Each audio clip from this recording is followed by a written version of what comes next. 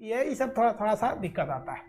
हालांकि ये कोई बहुत बड़ा इशू नहीं है, हम लोग को मेन जरूरी है वीटो पावर। भाषा दे न दे, मेन जरूरत है क्या, वीटो पावर का। मेन जरूरी क्या है, वीटो।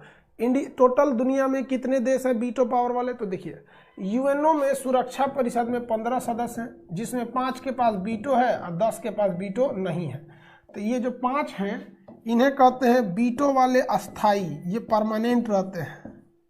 और ये 10 जो हैं ये जो होते हैं इनके पास कोई वीटो नहीं है, ये है अस्थाई।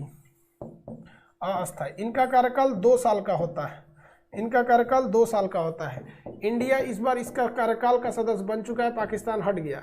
ये 2021 में भारत बना है और 2022 में इसका कार्यकाल, 2021 में है तो 21 और 2022 2 साल में खत्म हो जाएगा भारत का पोस्ट। तो देखिए ये तो बनते घटते रहते हैं, अल्फ़ाबेट के हिसाब से इन लोग का नंबर ही आता है। 2 साल के लिए भारत आया, हट जाएगा इसके बाद। लेकिन ये 5 जो वीटो पावर है ये नहीं हटते हैं। जब तक ये 5 किसी चीज़ पे रेडी नहीं होते हैं वो विधेयक पारित ही नहीं हो सकता। यानी किसी भी विधेयक को पारित करने के लिए पूरी दुनिया में से ये 5 का रेडी रहना जरूरी है। ये 5 वही देश हैं जो द्वितीय विश्व युद्ध को जीते थे। कौन कौन, तो पहला अमेरिका, दूसरा ब्रिटेन, तीसरा फ्रांस, चौथा रसिया, पांचवा चाइना। तो टोटल कितने देश के पास वीटो है, 5। कौन कौन, यूएसए, अमेरिका, ब्रिटेन, फ्रांस, रूस, चाइना। अमेरिका, ब्रिटेन, फ्रांस, रूस, चाइना। अमेरिका, यहाँ देखिए दोनों एक पास, ब्रिटेन, फ्रांस, रूस, चाइना। अमेरिका, ब्रिटेन, फ्रांस, रूस, चाइना। देखिए ब्रिटेन फ्रांस एक दूसरे के दुश्मन रहते हैं सब, लेकिन लगता है ये दोस्त है। रूस चाइना एक दूसरे के दुश्मन है, लेकिन लगता है कि दोस्त है सब। अमेरिका को किसी से मतलब नहीं, ये लोग ससुरे अलगे दुनिया के हैं। इन लोग का एक अलगे दुनिया है। पूरी दुनिया में मार कराओ, हथियार बेचो, पूरी दुनिया में मार करा दो, हथियार बेच दो, कोई फायदा नहीं होता है। समझ में आ गया कि नहीं आ गया? कोई दुनिया में कोई फायदा नहीं होता इन लोग से। टोटल कितने देश, हाँ इनका कहना सर चाइना सेकेंड वर्ल्ड जीता था, नहीं भैया। देखिए चाइना ने हमला किया था जापान के ऊपर, और जापान में ये जीता नहीं, लेकिन जापान पे परमाणु बम पटका गया, बस जापान पे ये हावी हो गया। इसलिए इसे माना जाता है कि ये भी एलाइज कंट्री के साथ था। किसके साथ था? Allies country. द्वितीय विश्व युद्ध लड़ा था, किससे लड़ा था? जापान से लड़ा था, केवल जापान से लड़ा था सेकेंड वर्ल्ड वॉर के वक्त में। किसी को कोई दिक्कत? टोटल कितने देशों के पास वीटो है? How many countries have veto?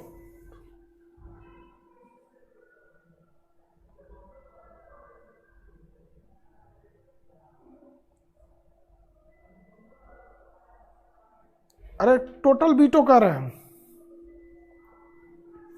Total veto केवल 5 के पास है। सुरक्षा परिषद में टोटल सदस्य कितने हैं? 15। 5 ठो परमानेंट, 10 ठो टेम्प्रोरी, 15 हो गए टोटल मिला के। भारत के पास वीटो पावर नहीं है। क्यों नहीं है? तो इसका सबसे बड़ा रीजन है चाइना। देखिए जिनको वीटो पावर दिया जाता है उनको यूएनओ के कुल खर्च का एक बहुत बड़ा हिस्सा उठाना पड़ता है। बहुत बड़ा हिस्सा यूएनओ के कुल खर्च का उठाना पड़ता है। भारत अभी भी यूएनओ के टोटल खर्च का महज 1.5 से 2% खर्चा उठाता है। जब देश आज़ाद हुआ था तो भारत को वीटो पावर दिया जा रहा था, लेकिन कहा जा रहा था कि आपको इसके कुल खर्च का 7% उठाना पड़ेगा, 7% से भी ज़्यादा उठाना पड़ेगा। लगभग उसी के रेट में था ये परसेंटेज। तो उस समय जवाहरलाल नेहरू और हमारी देश की अर्थव्यवस्था इतनी कमज़ोर थी कि हम लोग के पास उतना पावर ही नहीं था कि वो खर्च उठा सके। क्योंकि बताइए जो देश अपनी सेना पर अपनी टोटल जीडीपी का 7% नहीं खर्चा करता है, जो देश आज भी हम लोग की पूरी शिक्षा का 2% भी मतलब 7% जीडीपी का टोटल 7% हिस्सा हमारे यहाँ आज भी शिक्षा पे खर्च नहीं होता है, तो उस वक्त में हम कहाँ से दे पाते? तो जवाहरलाल नेहरू ने सोचा कि भैया इतना तो हम दे नहीं पाएंगे, लेकिन बेहतरीन ये रहेगा कि हम अपने किसी अच्छे पड़ोसी को दे सके और वो एशिया में रह जाए। रूस के पास ऑलरेडी था, तो जवाहरलाल नेहरू ने उस वक्त दिमाग क्या लगाया कि हम किसको दे दें? तो भैया अरब देश वालों को देते तो ये सोच रहे पाकिस्तान के फेवर में चले जाते हैं। दूसरे छोटे देश को वो मिल ही नहीं सकता था, और उस समय इन लोग के पास पेट्रोल नहीं था, ये भी गरीब थे सब। तो फिर एशिया में दिया किसको जाए? रूस तो यूरोप में आता है। रूस देखिए ब्रिटेन जो है, ब्रिटेन, फ्रांस और रूस ये तो यूरोप में आते हैं, लेकिन एक एशिया के देश को देना था। अब नेहरू को लगा कि चाइना हमारा साथ देगा, इन्होंने प्रीफर कर दिया चाइना को, चाइना ने उतने पैसे दे दिए। अब हम लोग के पास वीटो गया तो इसके पीछे केवल नेहरू जिम्मेदार नहीं बल्कि देश की अर्थव्यवस्था मेन जिम्मेदार थी, वरना किसी को कोई थोड़े ना कुत्ता कट ले। हम आपसे कहते हैं मर्सिडीज ले लीजिए ना, लीजिए मर्सिडीज, पैसा दे दीजिए, तो आप क्या कहेंगे, ना हम मर्सिडीज ना लेंगे, मुकेश अंबानी को दे दीजिए। तो इसके लिए आप जिम्मेदार थोड़ी है। मतलब देखिए कहीं ना कहीं तो हम भी हैं, हमको उस वक्त कोई ना कोई नेगोशिएशन करके कुछ ना कुछ जुगाड़ तान लगा के मोलाई भाव करके ले लेना चाहिए। अब इतिहास में की गई गलतियों को आप सुधार नहीं सकते, लेकिन इतिहास में की गई गलतियों को अगर आप देखना है कि वो गलती क्यों थी, तो उस समय के परिदृश्य के हिसाब से सोचिए कि उस समय हमारी सेना के पास 1962 में लड़ने के लिए जूते नहीं थे। रीजन क्या है, पैसे ही नहीं थे हम लोग के पास, बहुत कम पैसा था, तो सूखा वगैरह था, तो गरीबी अंग्रेज सब पूरी तरह से चूस के हम लोग को भेजे थे सब। 200 साल में तो अंग्रेज चूस लिए सब हम लोग को। तो क्या लगता है आपको कि देश की आज़ादी के वक्त में हम बहुत बड़े अंबानी अंडानी थोड़ी थे लोग उस वक्त में, तो इसलिए चाइना को दिया गया। इसमें दो तीन चीज़ें जिम्मेदार थी हमारे वीटो के पास। सबसे पहला, हमारी देश की अर्थव्यवस्था अच्छी नहीं थी। दूसरा, नेहरू के पास दो गलती, एक दूरदर्शिता उतनी अच्छी नहीं थी, दूसरा चीन पर बहुत ज़्यादा भरोसा किए थे, और सबसे बड़ा हरामीपन चीन का, कि भाई साहब अब तुम हरामीपन पे उतर जाओगे तो फिर कौन जानता है, अगर तुम पूरी तरह से हरामीपन पे उतर जाओगे तो क्या कहेगा कोई तुमसे। तो नेहरू ने उस समय का जो विकल्प देखा उसके हिसाब से सही समझा। आप कहेंगे कि सर नेहरू ने जापान को क्यों नहीं दिया, भैया उस टाइम जापान ने बहुत खतरनाक कंडीशन पे था, जापान को कोई देने का, जापान को मिल ही नहीं सकता था। तो भारत के सामने बस यही ऑप्शन था कि एशिया में दिया किसको जाए, रूस के पास ऑलरेडी था, तो एशिया में उन्होंने कहा कि भारत तुम ले लो, लेकिन हमारे पास पैसे नहीं थे। सऊदी अरब वगैरह के पास पैसे नहीं थे, सऊदी अरब को मिल जाता तो आज भी पाकिस्तान के फेवर में ज़्यादा रह जाता। तो इन्होंने सोचा कि चीन को दिला देते हैं और चीन से एक समझौता करा देंगे, पंचशील समझौता, कि हम लोग एक दूसरे के मैटर में हस्तक्षेप नहीं करेंगे और अंतर्राष्ट्रीय मैटर पे तुम हमारा सपोर्ट करना, क्योंकि हमने तुमको चीन का वीटो दिलवाया है और हम एक दूसरे पे युद्ध नहीं करेंगे। तो नेहरू की तो नीति सोच से तो सही थी, लेकिन सचरा दूरदर्शिता कम था, जरूरत से ज़्यादा भरोसा कर लेना, ये भी कर लेना, दिक्कत हो गया इस वजह से। तो ये गलती रह गई हम लोगों से। समझ में आ गया कि नहीं आ गया। जापान को दे देते, जापान पे परमाणु बम मारा गया था, वही ससुरा द्वितीय विश्व युद्ध मार रहा था। द्वितीय विश्व युद्ध में वीटो केवल जीतने वालों को मिला था, तो बहुत खरमंडल मचाया था। अमेरिका उसको देने ही नहीं देता, क्योंकि वीटो देने के लिए भी जो ऑलरेडी वीटो वाले उनको सहमत होना चाहिए था। तो उस समय नेहरू के पास दो ही ऑप्शन थे, या तो अपना वीटो दूसरे को हैंड ओवर करे, नहीं तो उतना खर्च उठाए। हम लोग आज भी उतना खर्च नहीं उठा पाते हैं, और इनफैक्ट अगर आज भी भारत को कह दिया जाए कि आप यूएनओ के टोटल खर्च का 7% उठा लीजिए, या फिर अपना जो खर्च उठाते हैं उसका डबल ट्रिपल उठा लीजिए, तो आज भी हमें सोचना पड़ेगा, नहीं उठा पाएंगे लोग आज भी। लेकिन हाँ, आज ये है कि आज हम अरेंजमेंट कर सकते हैं, कुछ टैक्स वगैरह बढ़ा के कुछ करके हम अरेंजमेंट कर सकते हैं, लेकिन उस वक्त नहीं कर सकते थे।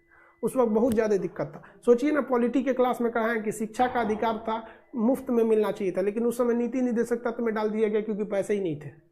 कहाँ पैसे हुआ करते थे उस टाइम। समझ में आ गया। जापान को एक लड़का कह रहा है क्यों नहीं दे दिए, वियतनाम को दे देना चाहिए। हद है यार, वियतनाम को देना चाहिए, पागल हो क्या। भारत के पास पैसे नहीं जुट रहा है, वियतनाम के पास पैसा। हाथी डूब गई तो एगो लड़का कह रहा है ओ माय गॉड हाथी डूब गई, गधा हिलाओ गधा पार कर जाएगा। अरे बकलवा, देख रहा है कि जब भारत जैसा विशाल देश के पास पैसे नहीं जुट पाया तो कह रहा है वियतनाम। आप पागल हैं, आप 2021 में सोच रहे हैं और हम आपको बता रहे हैं 1950 की बात। हद है यार, आप 2021 में खड़ा होकर 1950 की बात सोचिएगा। नहीं ना, आप उस वक्त के हिसाब से सोचिए। वियतनाम पे तो अमेरिका बम मारा था, 27 करोड़ बम गिरा दिया था, याद है कि नहीं। वियतनाम तो अपने परेशान था, वियतनाम को तो खुद बांट दिया था। तो 17 डिग्री उत्तरी वियतनाम दक्षिणी वियतनाम तो अपने मर रहा था, उसको वीटो देंगे आप, नहीं दे सकते।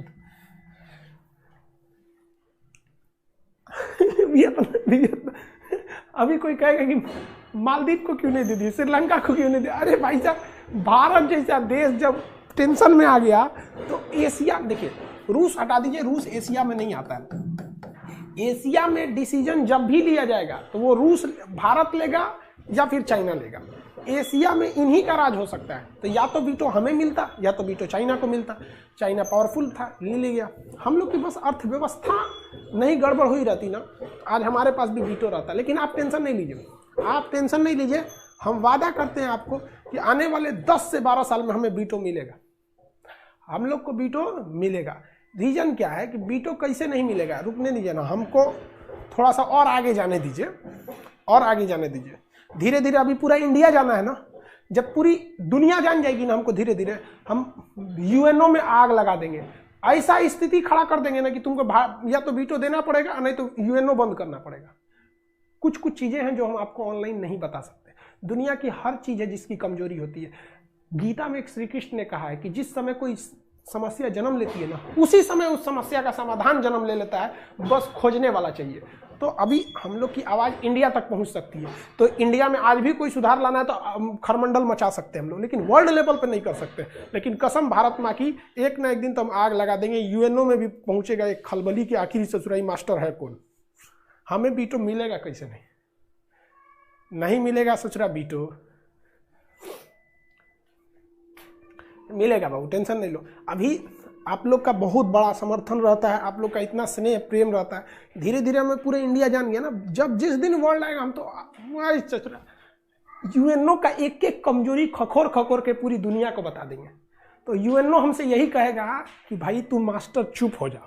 हम कहे 21 साथ पे चुप हो तो भारत को वीटो दे दूँ, नहीं तो तू अमेरिका, ब्रिटेन, फ्रांस, चाइना, तू लोग इराक में क्या क्या काम किया, अफगानिस्तान में क्या क्या किया, वियना संधि का कैसे उल्लंघन किया, या फिर वासेनार अरेंजमेंट का कैसे उल्लंघन किया, सब बता देगा आदमी। हंगामा करेंगे। उसके पास 3 ऑप्शन रहेगा, या तो यूएनओ बंद कर, या तो वीटो दे, या तो हमको उड़वा दे। चलो ध्यान से समझते हैं।